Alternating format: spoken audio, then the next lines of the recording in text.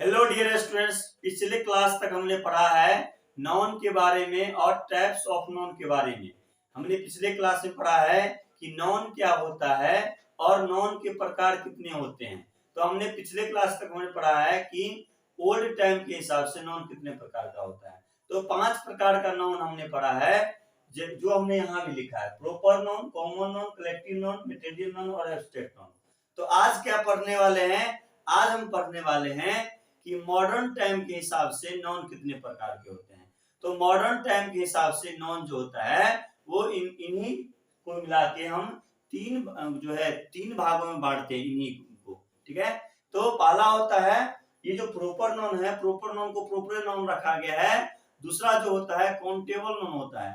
Countable noun जो होता है वो कॉमन नाउन और कलेक्टिव नाउन को मिला के बनता है काउंटेबल नाउन, जिसको बोलते हैं हिंदी में गणनीय संज्ञा। और तीसरा जो होता है मेटेरियल नाउन और एब्स्ट्रैक्ट नाउन को मिला के एक नाउन बनता है जिसका नाम है अनकाउंटेबल नाउन, जिसको बोलते हैं हिंदी में अगणनीय संज्ञा।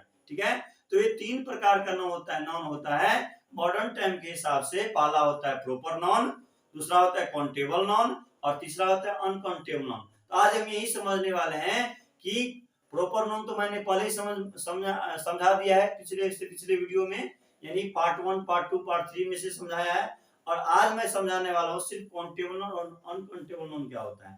तो बहुत ही बेसिक से समझाने वाला हूँ, समझिए कैसे काउंटेबल नाउन और अनकाउंटेबल नाउन बन जाता है।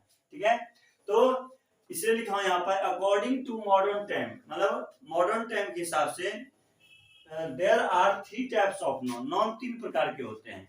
इन्हीं पांचों को 3 भागों में बांटा गया। कैसे?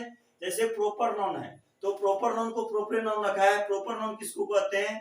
प्रॉपर नाउन उसे कहते हैं जो किसी व्यक्ति, जानवर, जगह या वस्तु के खास नाम को, स्पेशल नाम को प्रॉपर नाउन कहते हैं। जैसे राम हुआ, किसी का खास नाम हुआ। राम किसी व्यक्ति का खास नाम हुआ तो राम प्रॉपर नाउन हुआ। पटना किसी जगह का खास नाम हुआ, पटना। ठीक है, यानी पूरी दुनिया में एक खास जगह है पटना, पटना का नाम स्पेशल हो गया तो पटना हो गया प्रॉपर नाउन। ताजमहल, पूरी दुनिया में एक बिल्डिंग है ताजमहल, 7 आश्चर्यजनकों में से एक जो है ताजमहल है, वो एक अलग एक स्पेशल नाम दे दिए तो उसको कहेंगे हम प्रॉपर नाउन। उसी तरह से महात्मा गांधी, यानी अगर स्वतंत्रता को कहा जाए, स्वतंत्रता दिवस जो है, स्वतंत्रता मनाने जो है, फ्रीडम पाने देने के लिए जो आपको बहुत ही महापुरुष हुए हैं, उसमें से महात्मा गांधी भी वह स्पेशल नाम लिए उसको। ठीक है, हमारे राष्ट्रपिता है तो महात्मा गांधी भी क्या हुआ, वो प्रॉपर नाउन हुआ। तो ये राम, पटना, ताजमहल, महात्मा गांधी, ये सब क्या हुआ, प्रॉपर नाउन हुआ। ठीक है, क्योंकि ये सब का स्पेशल नाम लिए, एक खास नाम लिए। ठीक है, तो ये प्रॉपर नाउन। तो मॉडर्न टाइम के हिसाब से तो प्रॉपर नाउन जो है, प्रॉपर नाउन रहता ही है। इसको बोलते हैं व्यक्तिवाचक संज्ञा, यानी पार्टिकुलर स्पेशल पर्सन और थिंग को क्या कहते हैं हम, प्रॉपर नाउन कहते हैं। तो इसको यहीं पे रखा गया, जैसा का तैसा रखा है। जो हमने ओल्ड टाइम के हिसाब से रखा है उसी को मॉडर्न टाइम के हिसाब से प्रॉपर नाउन को रखा है पाला में। और दूसरा जो होता है कॉमन नाउन होता है। कॉमन नाउन होता है, कॉमन नाउन ये होता है जो आपको किसी व्यक्ति, जानवर, जगह की जाति का बोध करवा देता है। मतलब जाति का बोध, जैसे बोलेंगे कि लड़का, तो लड़का में कोई भी लड़का हो सकता है, लेकिन इन सभी दुनिया में लड़का को हमने एक जाति का नाम रख दिया जिसको हम बोले बॉय। ठीक है, तो बॉय क्या हुआ, जाति का बोध। उस तरह से गर्ल हुआ, टीचर हुआ, पेन हुआ, बुक हुआ, डॉग हुआ, ये सभी क्या है, कॉमन नाउन है। क्या है, कॉमन नाउन है। तो कॉमन नाउन को क्या किसके कैटेगरी में रखे हैं, काउंटेबल नाउन के कैटेगरी में रखे हैं। क्यों काउंटेबल नाउन के कैटेगरी में इसलिए रखे हैं क्योंकि बॉय को, गर्ल को, टीचर को, पेन को, बुक को, डॉग को, इन सभी जितने भी हैं अभी लिखे हैं, ये सभी को हम गिन सकते हैं। और जिसको हम गिन सकते हैं, उस नाउन को हम कहते हैं काउंटेबल नाउन। ठीक है, इसलिए लिखे हैं यहाँ पर जो कॉमन नाउन को हमने बांट दिया है काउंटेबल नाउन में। यानी जितने भी बॉय है, गर्ल है, टीचर है, पेन है, बुक है, डॉग है, ये जितने भी हैं ये कॉमन नाउन, इन सभी नाउन को हम गिन सकते हैं। जब हम किसी नाउन को हम गिन सकते हैं, इसको काउंटेबल नाउन की कैटेगरी में हम रखे हैं। ठीक है, उस तरह से होता है कलेक्टिव नाउन। कलेक्टिव नाउन होता है जो किसी जो है ऐसा नाउन जो एक जगह और एक साथ रहे, उसको बोलते हैं कलेक्टिव नाउन कहते हैं। जैसे फैमिली हुआ तो फैमिली एक साथ एक जगह रहता है। उस तरह से क्लास हुआ, क्लास में जितने भी स्टूडेंट रहता है वो एक साथ एक जगह रहता है, इसलिए जो है क्लास को हम कलेक्टिव नाउन के में रखे हैं।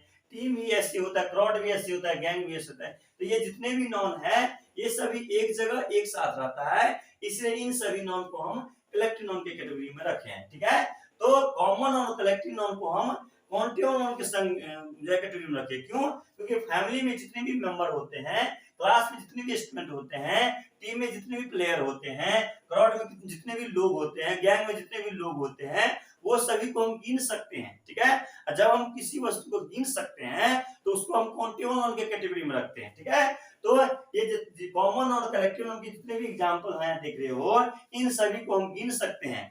जिसको हम गिन सकते हैं काउंटेबल नॉन के कैटेगरी में, इसलिए यहाँ पर इसको दोनों को हम रखते हैं काउंटेबल नॉन, यानी गणनीय संज्ञा कहते हैं। ठीक है, इसलिए हमने यहाँ लिखा है the non which is count, वह नॉन जो काउंट कर सकते हैं, जिसको हम गिन सकते हैं, इसको बोलते हैं काउंटेबल नॉन। तो हमने समझा कि प्रॉपर नॉन को प्रॉपर नॉन के कैटेगरी में रखा है मॉडर्न टाइम के हिसाब से, चाहे ओल्ड टाइम के हिसाब से।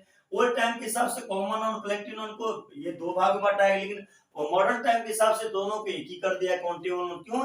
क्योंकि कॉमन और कलेक्टिव नॉन के जितने भी नॉन है इन सभी को हम गिन सकते हैं, इसलिए काउंटेबल नॉन के कैटेगरी में है। तो ये दो हुआ। अब हम तीसरा समझते हैं अनकाउंटेबल नॉन क्या होता है। मटेरियल नॉन और स्टेट नॉन को अनकाउंटेबल नॉन कहते हैं। मटेरियल नॉन कहते हैं किसको? जिसको हम वह द्रव्य पदार्थ जिसको हम गिन नहीं सकते, लेकिन मेजर और वजन कर सकते हैं, वेट कर सकते हैं। जैसे राइस हुआ, इसको हम गिन नहीं सकते हैं, लेकिन हम वजन कर सकते हैं, मेजर कर सकते हैं। वाटर हुआ, इसको मेजर कर सकते हैं, लेकिन उसको गिन नहीं सकते हैं। ये जितनी हुआ, व्हीट हुआ, ऑयल हुआ, मिल्क हुआ, शुगर, ये सभी जितने भी हम लिखे हैं, इन सभी को हम वजन कर सकते हैं, चाहे मेजर कर सकते हैं, लेकिन इसको गिन नहीं सकते हैं। इसलिए इस सभी को हम रखते हैं मटेरियल नॉन के कैटेगरी में। ठीक है, जब इन सभी को हम जो है rice, water, wheat, oil, milk, sugar को हम गिन नहीं सकते हैं, हमने अभी बताया कि मटेरियल नॉन क्या होता है, तो गिन नहीं सकते हैं, तो उसको बोलते हैं अनकाउंटेबल नॉन के कैटेगरी में रखे हैं। अनकाउंटेबल नॉन जिसको बोलते हैं अगणनीय संख्या, जिसको हम गिन नहीं सकते हैं। तो वाटर को, राइस को, व्हीट को, ऑयल को, मिल्क को, शुगर को हम गिन नहीं सकते हैं, इसलिए इन सभी नॉनों को हम रखते हैं अनकाउंटेबल नॉन के कैटेगरी में, जिसको हम गिन नहीं सकते हैं। उसी तरह से एब्स्ट्रैक्ट नॉन यानी भाववाचक संज्ञा, ये होता है जिसको हम सोच सकते हैं, जिसको हम अनुभव कर सकते हैं, लेकिन उसको देख या छू नहीं सकते हैं। जैसे वह विजडम, इसको हम विजडम को हम आपको देख नहीं सकते हैं, छू नहीं सकते हैं, लेकिन उसको महसूस कर सकते हैं, उसका गुण को हम समझ सकते हैं। कोई आदमी जो बुद्धिमान है, लेकिन उसको हम देख नहीं सकते हो, बुद्धिमान के पास हाथ पैर नहीं रहता है। उसी तरह से लाइफ हुआ, लव हुआ, हार्टेड हुआ, ब्यूटी हुआ, ये सभी जो है एब्स्ट्रैक्ट नॉन के कैटेगरी में है, क्योंकि इन सभी नॉनों को हम सिर्फ अनुभव कर सकते हैं, उसको हम छू या देख नहीं सकते हैं। तो इन सभी को हम गिन नहीं सकते हैं। जब इन सभी को गिन नहीं सकते हैं तो इनको अनकाउंटेबल नॉन के कैटेगरी में हम रखते हैं। ठीक है, तो हमने समझा अभी कि मटेरियल नॉन और एब्स्ट्रैक्ट नॉन को हम अनकाउंटेबल नॉन के कैटेगरी में रखा है। इसका मतलब ये हुआ कि इन सब ये और ये जितने भी ये दोनों हैं, इन सभी को हम गिन नहीं सकते हैं, लेकिन उसको गिन नहीं सकते हैं। जब गिन नहीं सकते हैं तो उसको अनकाउंटेबल नॉन की कैटेगरी में रखा है। तो अभी हमने समझा है कि मॉडर्न टाइम के हिसाब से नॉन जो होता है वो तीन प्रकार का होता है। पहला प्रॉपर नॉन को प्रॉपर नॉन में रखा है, दूसरा कॉमन और कलेक्टिव नॉन को काउंटेबल नॉन के कैटेगरी में रखा है क्योंकि इसको गिन सकते हैं, और चौथा और पांचवा यानी मटेरियल और एब्स्ट्रैक्ट नॉन को हम रखते हैं अनकाउंटेबल नॉन की कैटेगरी में, क्योंकि इनको हम गिन नहीं सकते हैं। ठीक है, तो जिसको हम गिन सकते उसको काउंटेबल नॉन के कैटेगरी में रखें, जिसको हम गिन नहीं सकते उसको अनकाउंटेबल नॉन के कैटेगरी में हम रखें। अब यहाँ पर कुछ दिख रहा होगा, कुछ प्रैक्टिस सेशन यहाँ पे आपको ये जो है आपको इसका जवाब कमेंट में आपको देना है कि इसका आंसर क्या होगा। ठीक है, अगर आप समझे होगे जरूर इसका आंसर बताओगे कमेंट में। ठीक है, तो अगर आप जो है ये वीडियो जो आपको अगर अच्छा लगा हो तो प्लीज वीडियो को लाइक, शेयर और सब्सक्राइब कीजिए। ठीक है, और आपको इसका अगर वीडियो अगर इसका स्क्रीनशॉट चाहिए तो आप इसका स्क्रीनशॉट आप ले सकते हो।